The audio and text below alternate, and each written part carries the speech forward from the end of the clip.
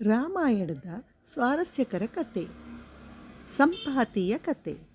ಸೀತಾದೇವಿಯನ್ನು ಹುಡುಕಲು ಹನುಮಂತ, ಅಂಗದ ಮತ್ತು ವಾನರ ಸೇನೆ ದಕ್ಷಿಣ ದಿಕ್ಕಿನಲ್ಲಿ ಪ್ರಯಾಣಿಸುತ್ತಿದ್ದರು.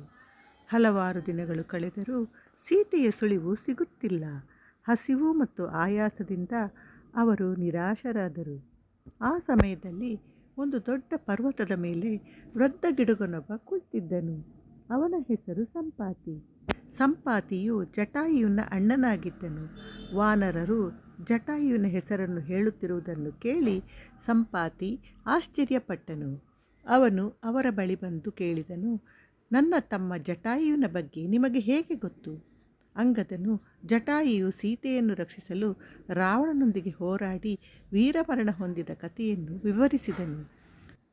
ಇದನ್ನು ಕೇಳಿದ ಸಂಪಾತಿಯ ಕಣ್ಣುಗಳಲ್ಲಿ ನೀರು ತುಂಬಿತು. ಅವನು ತನ್ನ ತಮ್ಮನ ತ್ಯಾಗವನ್ನು ನೆನೆದು ದುಃಖಪಟ್ಟನು. ನಂತರ ಸಂಪಾತಿಯು ತನ್ನ ಕಥೆಯನ್ನು ಹೇಳಲು ಆರಂಭಿಸಿದನು. ಬಾಲ್ಯದಲ್ಲಿ ಸಂಪಾತಿ ಮತ್ತು ಜಟಾಯು ಇಬ್ಬರೂ ಸೂರ್ಯನ ಹತ್ತಿರ ಹಾರುವ ಸ್ಪರ್ಧೆ ಮಾಡಿದ್ದರು. ಜಟಾಯುವನ್ನು ಸೂರ್ಯನ ಬಿಸಿಲಿನಿಂದ ರಕ್ಷಿಸಲು ಸಂಪಾತಿ ತನ್ನ ರೆಕ್ಕೆಗಳನ್ನು ಚಾಚಿ ಅವನ ಮೇಲೆ ನೆರಳು ನೀಡಿದನು. ಆದರೆ ಸೂರ್ಯನ ಉಷ್ಣದಿಂದ ಸಂಪಾತಿಯ ರೆಕ್ಕೆಗಳು ಸುಟ್ಟು ಹೋಗಿದ್ದವು. ಅಂದಿನಿಂದ ಅವನು ಹಾರಲು ಸಾಧ್ಯವಾಗಿರಲಿಲ್ಲ. ಆದರೆ ಅವನ ದೃಷ್ಟಿ ಮಾತ್ರ ಅದ್ಭುತವಾಗಿತ್ತು.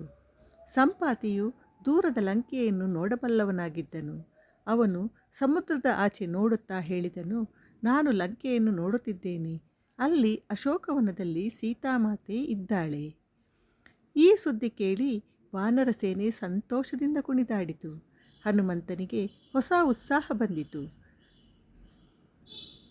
ಸಂಪಾತಿಯ ಮಾಹಿತಿಯಿಂದಲೇ ಹನುಮಂತನು ಲಂಕೆಗೆ ಹಾರಿ ಸೀತೆಯನ್ನು ಕಂಡುಹಿಡಿಯಲು ಸಾಧ್ಯವಾಯಿತು. ಎಲ್ಲರೂ ಸಂಪಾತಿಗೆ ಕೃತಜ್ಞತೆ ಸಲ್ಲಿಸಿದರು. ಕಥೆಯ ನೀತಿ. ನಮ್ಮ ಶಕ್ತಿ ಕಡಿಮೆಯಾದರೂ ನಮ್ಮ ಜ್ಞಾನ ಮತ್ತು ಅನುಭವದಿಂದ ದೊಡ್ಡ ಸಹಾಯ ಮಾಡಬಹುದಾಗಿದೆ. ಈ ಕಥೆಯು ನಿಮಗೆ ಇಷ್ಟವಾಗಿದ್ದರೆ ದಯವಿಟ್ಟು ನಮ್ಮ ಚಾನಲನ್ನು ಲೈಕ್ ಮಾಡಿ, ಶೇರ್ ಮಾಡಿ, ಸಬ್ಸ್ಕ್ರೈಬ್ ಮಾಡಿ, ಪ್ರೋತ್ಸಾಹಿಸಿ. ಧನ್ಯವಾದಗಳು.